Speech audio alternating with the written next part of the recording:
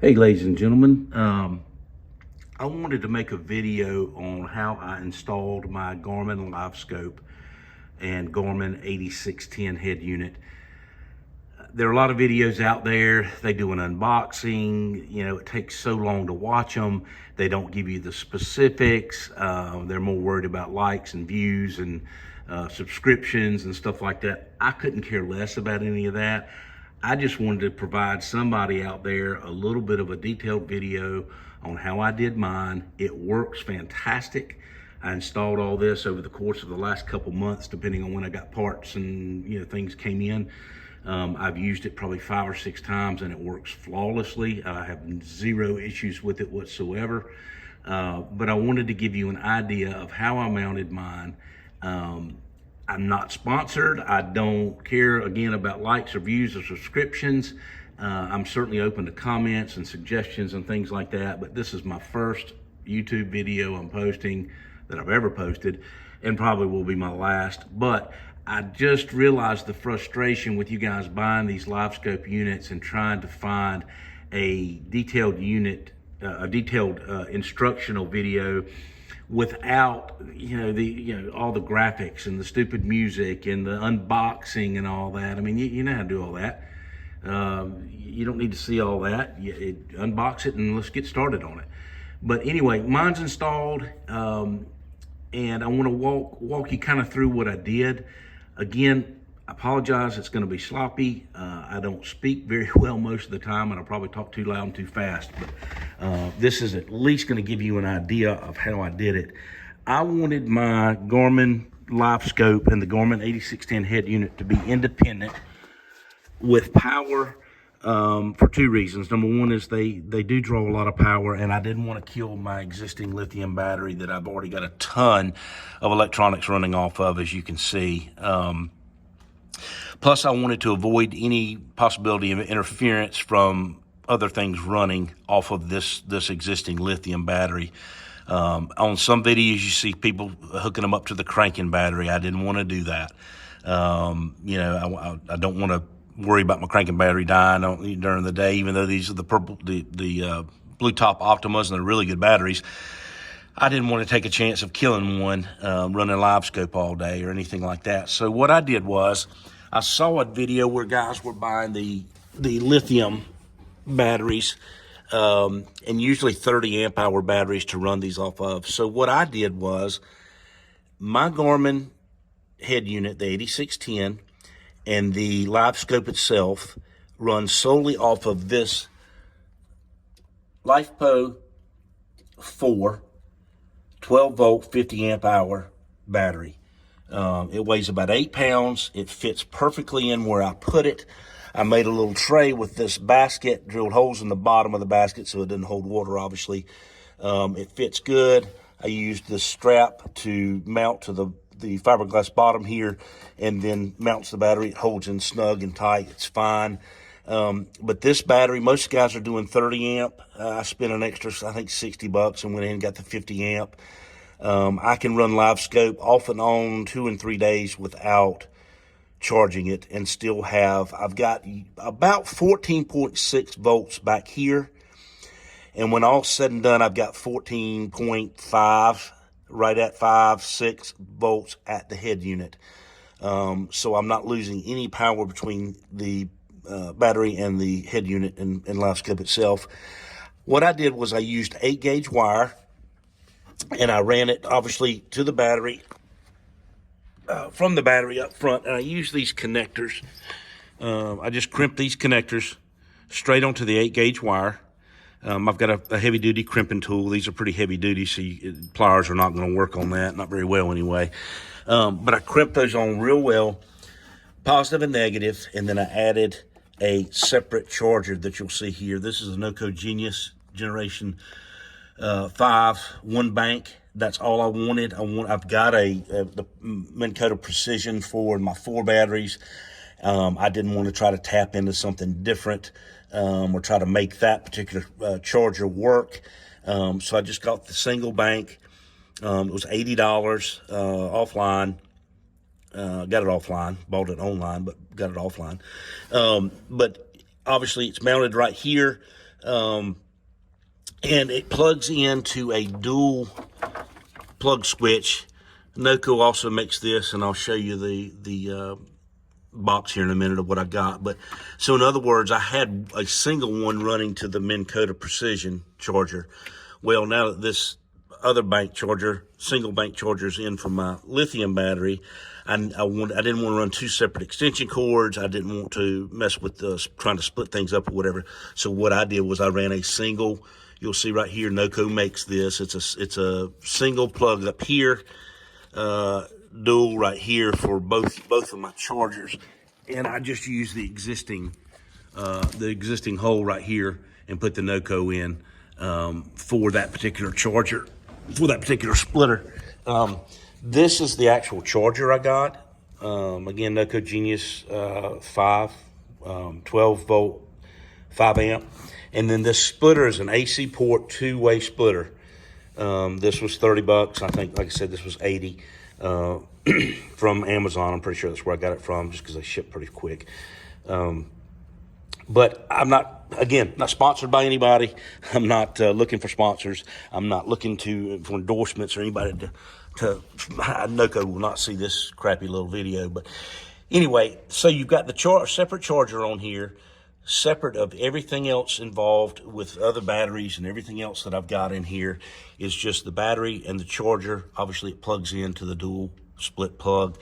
The 8-gauge wire is crimped with those crimps, and then it runs, I've got it running all the way up behind that wall underneath the console. And now you'll see the positive runs and negative run right here. The positive I've got running into this 80 amp circuit breaker. It's not a fuse. It's basically an on-off switch. It's a circuit breaker, but they make different on-off switches, and you want a separate on-off switch for your Livescope because it's going to continually draw power if you don't cut power to it. I didn't, again, have this all hooked up with my other electronics that work off the master switch, because obviously I've got it separate, as I spoke about before. So I needed a separate off and on switch. So I just used this particular one, $13, Amazon. Power, my positive goes in this side, comes out this side, runs to the black box, which I'll show you. Negative bypasses it and goes back up to the black box. Well, it goes up to I'll show you a power block I've got up there. But you simply press this button down. Now I've got power to the unit. At the end of the day, I press this, I don't have power to the unit. Simple, quick, easy on and off switch, $13. And you can buy others. You can buy the dial type and this, that, and the other. Some require you drill a hole because they're not flush mount and all that. I wasn't going to do that. This works fantastic. I don't have an issue with it. The positive goes in and crimps down, and you have a little Allen set screw that goes on each side after you put your wire in, of course, and that goes in it. Now, both of those run, once it goes the positive through the power and the negative all the way up, it goes to my power block right here. Again, this is a $13 item, power block from, I think I got this off Amazon, but here's the power block. And you'll see I've got positive running to here, negative running to here, and then these middle ones are holding, or is where you attach your black box, the black box for Livescope. This is the heart of the Livescope. And I've got the head unit power to my 8610 running into here, and that's the only two things. I didn't want a fuse block because several reasons, but the main reason is right here you'll see a fuse holder, and then there's another one. So the black box, the black box has a fuse holder, and so does the head unit. I didn't want to duplicate fuses. There's no reason to. If you've got one inline fuse, that's all you need. To duplicate all that just causes problems. They get loose. You can lose the power draw between, if it's not properly seated. Just different problems. I just didn't want those problems or issues. I just wanted to run this particular fuse block. I call it fuse block, power block, without the issues of having a fuse block there. And then, of course, this is your black box. These wires run to here. They power this. And then these wires in the middle obviously run like I said, the black box, and then I've got them running up underneath the deck here to my unit up there. And I used, of course, the same crimps on the larger wire, the 8-gauge wire, and I used a similar crimp lug end or terminal end on the round terminal end for the power. If I'm not mistaken, one of the wiring harnesses came with the terminal ends. You just had to obviously put them on. But there's that. Then I ran everything up to here, and what I did here was I went online and I looked, and man, they're expensive. I'm talking about mounts. This was my existing mount, obviously the existing mount for the Solix 15. I just got a piece of stock steel, made a pretty measured critical bend here, as you'll see. A bend right here. I added some stock aluminum underneath here for it being to kind of stiffen it out a little bit. To make it more rigid. And then I just took it up here and I mounted my Garmin 8610 here. And now I've got man, this thing works good. Works great in rough water. Been in rough water since I put it on here and it works fine. That's my Talon remote. But I made the mount. I put a little pad here, right here, just to dress it up some. My power cord and the black box cord run to there. And then of course you've got the power cord goes to the black box, but you've got your transducer cord, and I just ran it up through here, out the back. Amp Marine makes these cable management system things. Again, I'm not sponsored by them. They'll never see this video, but Amp Marine makes this, and it cleans it up a little bit. Don't use wire ties. I learned that the hard way. It will crimp wires over time. I use electrical tape. It doesn't look as good. But it serves the purpose. And there's the transducer and stuff for the Garmin, of course, the Livescope. Works perfect. You can see it sits right here on top. It's at a perfect height. I didn't want it mounted over in this area because I get on and off the boat a lot of times here, especially with my steps.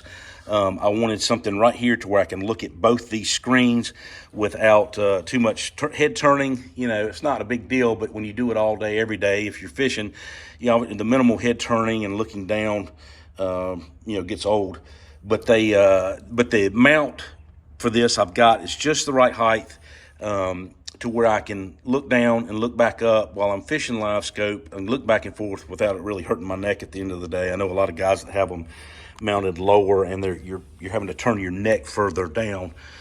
And again, not a big deal if you're fishing an hour or so, but if you're fishing all day using it, by the end of the day, man, your neck is fatigued, and this extra height gives it a little bit more user-friendly, I guess I should say. But that's pretty much it. Mount, 8-gauge wire.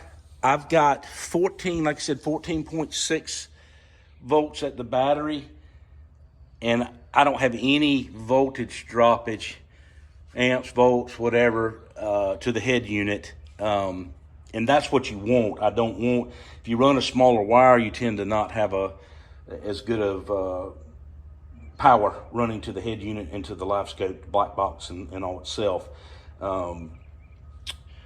What else can I tell you?